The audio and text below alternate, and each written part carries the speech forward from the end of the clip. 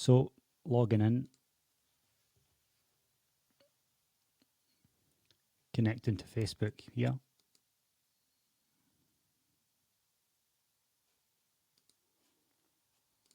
Opt in to select pages, whichever page suits. Opt in to all current and future.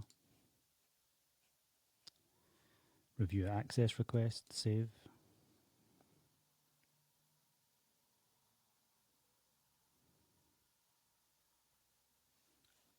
Confirm. And navigate to the page engagement section, where you can see active posts, paid reactions, comments, shares, total engagement, total posts. You can see captions, all different posts from that specific user.